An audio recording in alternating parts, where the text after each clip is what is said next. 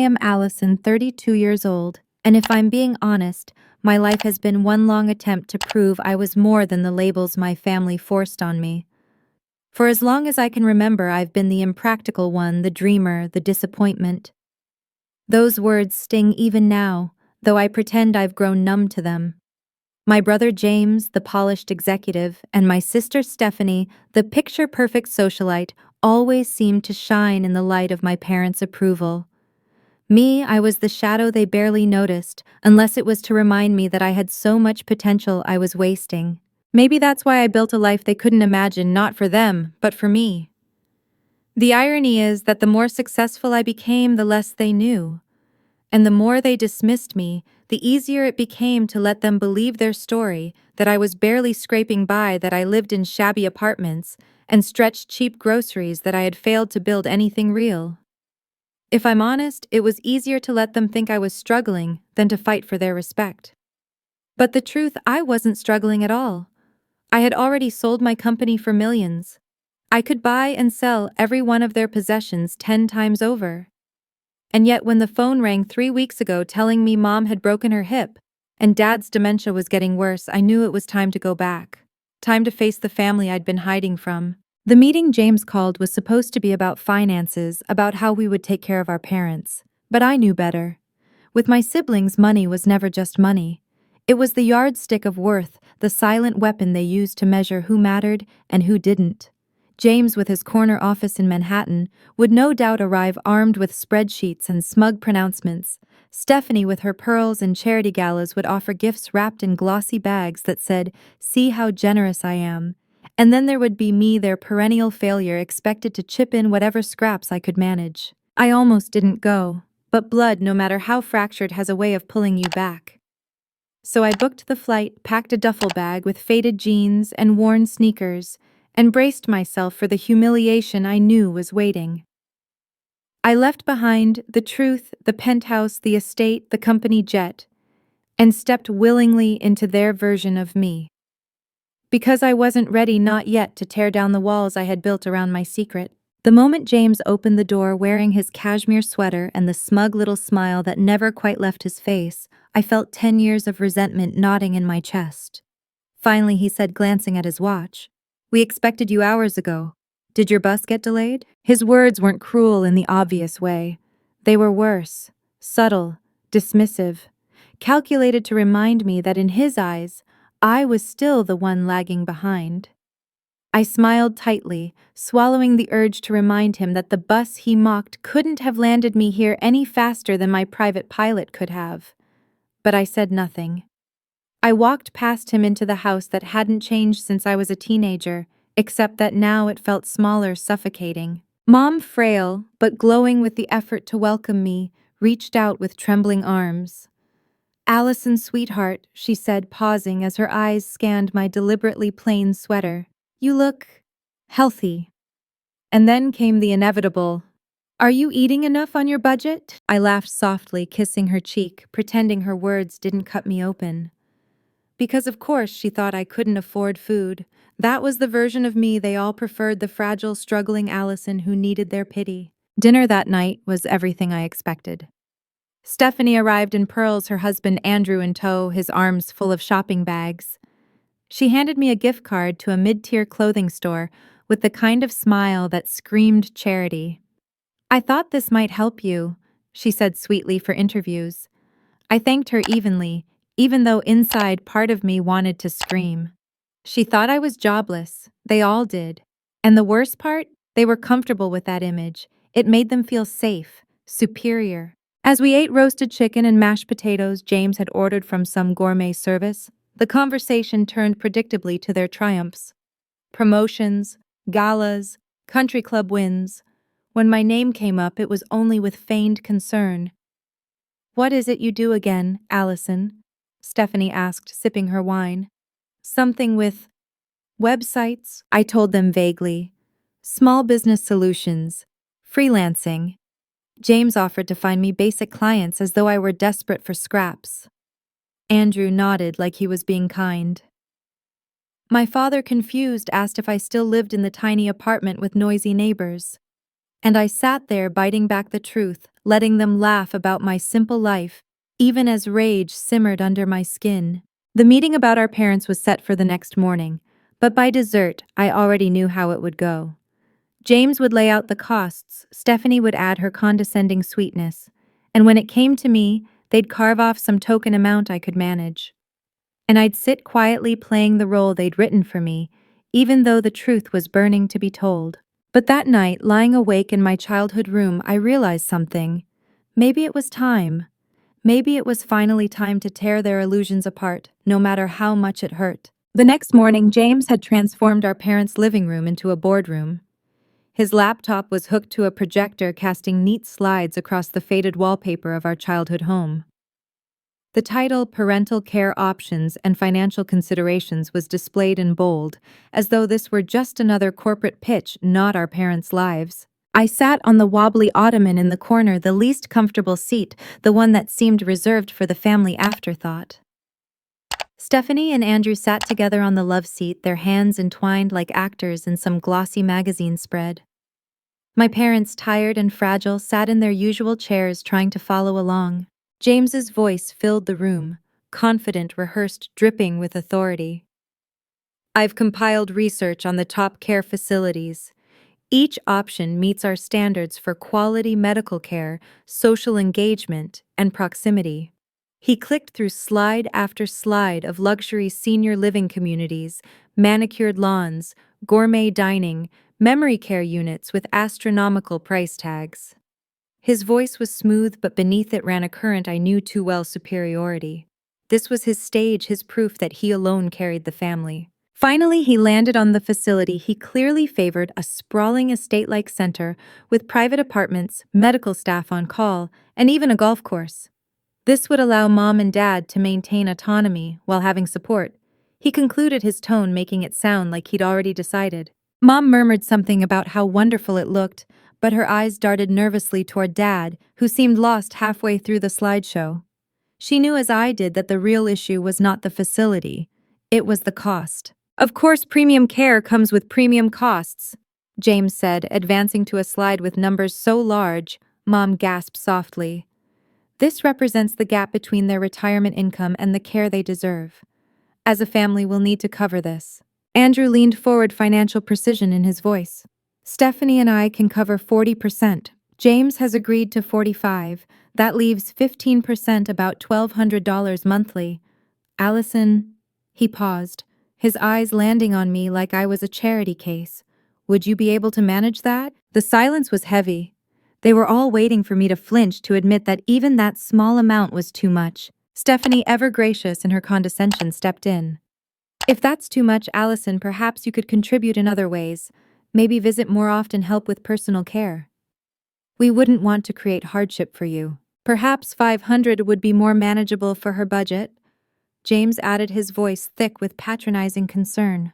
My cheeks burned. Not from inability, but from the sheer audacity of their assumptions. They had already rewritten the story in their minds. I was the weak link, the one who couldn't possibly shoulder real responsibility. And the cruelest part? They never even asked me. They just decided. Dad stirred his confusion, giving way to a question that sliced deeper than he knew. Do you even have a steady job now, Allison? Last time you were between projects. Before I could respond, James leapt in with the smugness of a savior. Actually, my firm has an opening. It's entry level, of course, but with stability and benefits. For someone in Allison's position, it could make all the difference. Stephanie beamed at him, then at me. That's wonderful. A real job with a real company. Don't you think that would help you, Allison? I bit the inside of my cheek, forcing down the laugh or the scream that threatened to escape. They weren't just underestimating me. They were erasing me. In their eyes, I was a lost cause in need of rescue, incapable of standing on my own, let alone thriving. Couchsurfing and freelance gigs won't last forever, James pressed. You need to think practically. Couchsurfing. The words hit me like a slap. I had never said such a thing. I mentioned once that my assistant stayed at my place occasionally. They twisted that into roommates, then into couchsurfing. It was absurd, almost comical, but they believed it because it fit the story they wanted. And then James, with one final jab, smirked. I noticed you took a taxi from the airport. Do you even own a car these days? Something inside me snapped. 10 years of swallowing their judgment, of letting them write my narrative, crystallized into one sharp truth: they would never see me clearly unless I forced them to. I took a deep breath. "Excuse me a moment," I said, reaching for my phone. James frowned. "Allison, we're in the middle of important family business." I ignored him and dialed. "Hey, it's me. Is everything set?" "Perfect. 15 minutes right on the lawn." "Yes, it's big enough. Thanks." I hung up, sliding my phone into my pocket. Their eyes were on me, a mixture of confusion and irritation. "Sorry," I said lightly. "Just confirming my transportation." "Another taxi," James sneered. "Not exactly." Stephanie raised an eyebrow. "Then what?" I leaned back in my seat, calm now, almost serene. "Let's just say it's not a taxi." 15 minutes later, the whirring began. At first distant, then louder, until the windows rattled in their frames. The sound of helicopter blades cut through the air, impossible to ignore. My mother rose, wide-eyed, peering out the window. What on earth? And there it was, sleek black, descending onto the lawn of the house where I'd once been the forgotten middle child. The downdraft bent the grass, shook the old maple tree.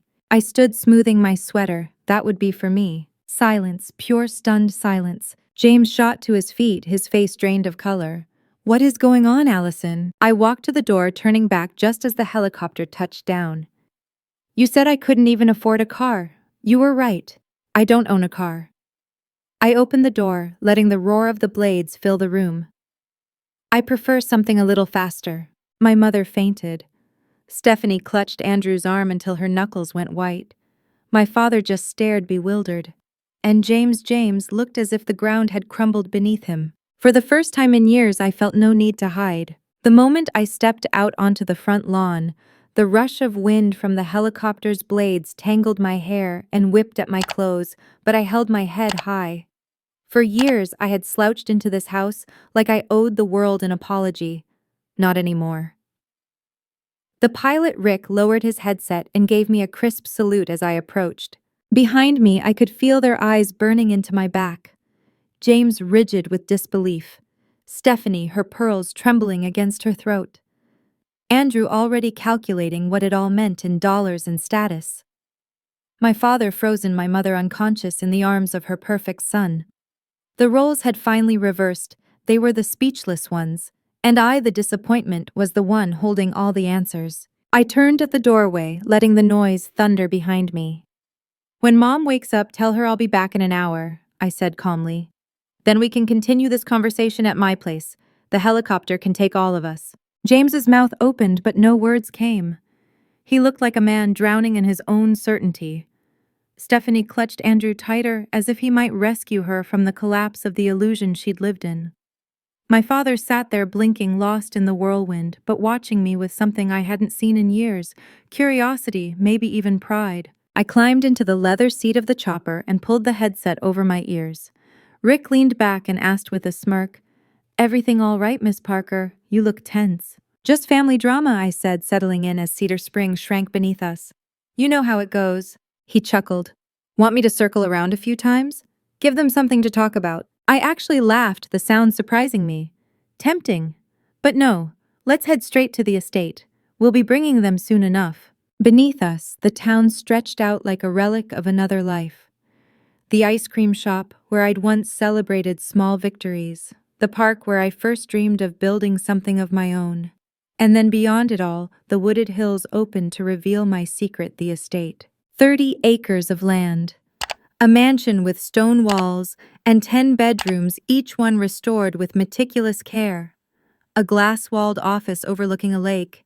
Guest houses for staff, gardens winding like ribbons of green, and the helipad where we descended with precision. Margot, my right hand, was waiting with her tablet. She'd been with me since the beginning, when my office was a leaking apartment and my staff was just 2 interns working for stock options. She had seen it all, believed in me when no one else did. "How did the grand reveal go?" she asked, handing me a bottle of water. "My mother fainted," I said, unscrewing the cap. The rest looked like they'd seen a ghost. Margot smirked. "So, about as expected." "About as expected," I agreed. "They'll be here in an hour. Make sure everything's ready." "Already done. Chef has lunch prepared, guest rooms are waiting, and I've assembled the family portfolio." The family portfolio. Pages and pages of proof, not just of my wealth, but of the choices I'd made to ensure Mom and Dad would never want for care. Trust funds, foundation records, legal protections. Evidence that while they doubted me, I had been building a safety net big enough to catch them all. I walked the halls of the mansion, my footsteps echoing. The chandeliers glittered, the windows poured sunlight across polished wood floors. Yet, for all the luxury, I felt restless. This wasn't about showing off. It was about something heavier, about finally stepping out of the story they'd caged me in. An hour later, the chopper returned. Through the windows, I saw their faces pressed against the glass, Stephanie's mouth literally hanging open, James pale and rigid, my mother clutching her purse like it was the only thing keeping her steady. Andrew's eyes darted everywhere, assessing, calculating. They stepped onto the helipad in stunned silence. Stephanie gasped audibly when the mansion came into view. James blinked rapidly, like the sheer scale of it defied his ability to process. "Welcome to my home," I said, gesturing to the doors. "This is yours," my mother whispered, clutching my arm. "Yes, Mom." "Regional office of what?" James demanded, his voice hard. "Parker Security Solutions," I replied evenly. "My company." "Your company?" He looked like he might choke. I led them inside. Their footsteps echoed in the marble foyer, their eyes darting to the grand staircase, the chandeliers, the art. I let them take it in before I spoke. 8 years ago, I founded PSS. We built cybersecurity systems for small businesses. 6 months ago, Nexus Technologies acquired us for $50 million. I stayed on, kept equity, and, well, this is part of the result. Silence. Pure silence, as if the weight of every condescending comment they'd ever made had just slammed down on them at once. $50 million. My father repeated, his voice low, his eyes filled with tears. "My Allison." "Yes, Dad, you're Allison." Stephanie finally found her voice. "You let us believe you were struggling all these years. Why do you know how worried we were?" I looked at her, at the woman who had handed me a gift card for interview clothes the night before. "Were you worried, Stephanie? Or was it easier to believe I'd failed? Did it make your life shine brighter to think mine was dim?" Her cheeks flushed. She opened her mouth, but no words came. James's anger broke the silence. "You should have told us. You let us make fools of ourselves." "I didn't create your assumptions," I said quietly. "You did. Every time I tried to share, you dismissed it as, 'That computer thing Allison does.' Every time I tried to talk about my work, you changed the subject. You never wanted to know." The truth hung in the air, heavy and undeniable. And then I placed the portfolio on the table, sliding it toward them. "This," I said, "is what I've been doing while you mocked me. A trust fund for Mom and Dad. A foundation that runs one of the top elder care facilities in the country. Their care is already arranged. Paid in full. For life." James's jaw tightened. Stephanie's hands trembled as she flipped through the documents. My father looked at me with awe, my mother with tears. For the first time in my life, I wasn't the one on trial. They were. The silence that followed was so thick I could hear the ticking of the antique clock on the mantel. Stephanie's hands trembled as she flipped through the documents, the embossed seals and signatures undeniable. James sat rigid. His jaw clenched, his eyes darting back and forth like he was searching for some loophole that would make this less real. Andrew leaned over, scanning the numbers with the hungry gleam of a banker smelling wealth. It was my father who broke the silence. His hand, frail but steady, reached across the table to rest on mine. "I always knew you were special, Allison," he said quietly, his eyes clearer than they'd been in months. "I just didn't understand what you were building." My throat tightened. Those words, simple as they were, undid me in ways I hadn't expected. "Thank you, Dad," I whispered. But James wasn't ready to let go. His pride wouldn't allow it. "So what?" he said, his voice brittle. "You think money erases everything? You hid this from us. You let us sit here and pity you. That was cruel." I met his gaze, calm now. "I didn't make you pity me. You chose to. You needed me to fail so you could believe you'd chosen right. You never asked who I really was. You just decided." Stephanie flinched as if I'd slapped her. "We were trying to help," she insisted, her voice high, brittle. "The gift card, the offers, him. You thought I was a failure," I cut in. "And maybe that was easier for you. Maybe it kept you safe. Because if I could succeed by breaking the rules, by rejecting the path you both clung to, then what does that say about the lives you built?" Stephanie's eyes glistened with sudden tears. For a moment, the mask cracked and I saw something raw beneath it, fear, maybe even regret. James looked away, first his hands tightening around the arm of the chair. "You blindsided us," he muttered. But the anger in his voice couldn't cover the cracks forming in his certainty. It was Andrew, surprisingly, who spoke next. "The Westbrook Foundation," he said, tapping the portfolio. "This is yours. You really funded an entire care facility." "Higher?" "Yes," I said, turning to him. Because when I thought about Dad's diagnosis, about Mom's health, the options felt cold, institutional. So I built something better. For them. For families like ours. Mom's eyes filled, tears slipping down her cheeks. "We never meant to make you feel less than," she whispered. "Maybe not intentionally," I said softly. "But every gift card, every entry-level job suggestion, every laugh about my so-called potential, it told me you'd already written me off. You saw me as the failure, the one who never measured up." For the first time in years, the room was stripped bare of performance. No boasting, no status games, no careful condescension, just raw and comfortable truth. James leaned forward, his face drawn. "Do you have any idea how hard I've worked to hold everything together?" His voice cracked on the last word. "I did everything right, the Ivy League, the corporate ladder, the house in the Hamptons, and most days I hate it. 60% of my life feels like a cage. And if you succeeded doing it your way, then maybe I wasted mine." The words stunned me. James, my brother, the untouchable one, confessing misery. Stephanie let out a shaky laugh, though no humor touched it. "Do you think I'm happy, Allison? My life looks perfect on Instagram, but Andrew and I are in counseling. Those galas, those country club nights, half the time I feel like I'm drowning in a costume I can't take off." She twisted her wedding ring, her voice breaking. "Maybe I needed you to be failing so I wouldn't have to face how empty some of it feels." The confessions landed like stones in my chest. For years I'd painted them as smug, unshakable. But now the truth shimmered through. Their success wasn't flawless. It wasn't even fulfilling. I leaned back breathless. "Do you see it now? It was never about who was right or wrong. We all built walls. Mine were made of secrecy and pride. Yours were built of status and expectation. And look at us all trapped." No one spoke for a long while. My father dabbed at his eyes. My mother clutched my hand as though afraid to lose me all over again. Stephanie looked fragile in a way I'd never seen. James, for once, had no rebuttal. Finally, he said, his voice low, "Then maybe it's time to start over, as equals." Something inside me softened.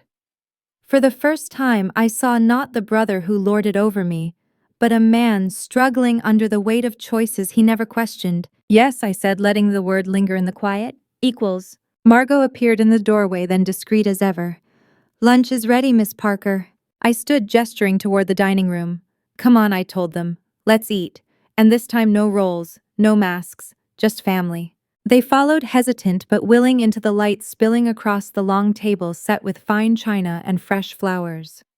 The helicopter had gotten their attention. But this sitting together, stripped of illusions, this felt like the real revelation. The dining room glowed in soft daylight, the chandelier scattering warm light across the table, laid with china and fresh flowers. It should have felt grand, but as we sat down I realized the luxury didn't matter. What mattered was that for the first time in years, we weren't playing characters in some family performance. The conversation stumbled, at first awkward silences and uncertain glances. But slowly something shifted. My mother asked about my home in the city, not with suspicion, but with curiosity. Stephanie, her fingers tracing the rim of her glass, asked where I traveled most often, as though she genuinely wanted to know. Even James, stiff as ever, leaned forward and asked, "How did you know your company would make it? What kept you from giving up?" I set down my fork, meeting his eyes. "I didn't know. Not for a long time. I almost lost everything twice. I lived in a studio with a leaking ceiling. I ate instant noodles until I was sick of the smell. But giving up would have meant admitting you were all right about me, and I couldn't do that. Not then. So I kept going." My father listened intently, his dementia clouding him in moments, but for once his eyes sharp and present. "Why didn't you ask us for help?" he asked, his voice lined with regret. "Because," I said softly, "every offer came with conditions. Help meant giving up my dream. It meant admitting I'd been foolish. I needed to prove to myself that I wasn't. James's face softened a crack in his usual armor. I owe you an apology, he said, the words sounding foreign in his mouth. I judged you, I dismissed you, and maybe it was because I needed you to fail, so I wouldn't question whether I had chosen wrong. The honesty hit me harder than his insults ever had. For the first time, he wasn't my adversary. He was my brother, human and flawed. Stephanie swallowed hard, her voice trembling. I did the same. I wanted the story of my life to be the success, and yours to be the warning. I didn't want to admit that sometimes I look at my world and feel empty. All those galas, all those photos, it's like wearing a mask that gets heavier every year. Andrew took her hand, nodding quietly. We've been rethinking everything too. What matters, what doesn't. I stared at them stunned. For so long I'd built them into villains in my story, their approval the prize I could never win. Now I saw the truth, they weren't untouchable. They were as trapped as I had been, living inside stories written by expectations, by fear, by pride. My chest ached with something I hadn't felt in years: compassion. That afternoon, I gave them a tour of the estate. Stephanie trailed behind, touching the polished banisters with wide eyes. James lingered in the office wing, running his hands across the glass desk as though weighing what it meant to build something of your own. My mother paused in the garden, tears shining as she whispered, "This is beautiful, Allison. You made this." By the lake, we sat on patio chairs, sipping coffee while the water rippled in the wind. The air was lighter somehow, the sharp edges of years of judgment worn down. For the first time, my siblings asked without mocking, "How did you build the foundation? What made you decide to focus on elder care?" Their voices carried genuine interest, not thinly veiled dismissal. And I answered not with defensiveness, but with honesty, because I know what it feels like to be overlooked, to be treated like you don't matter.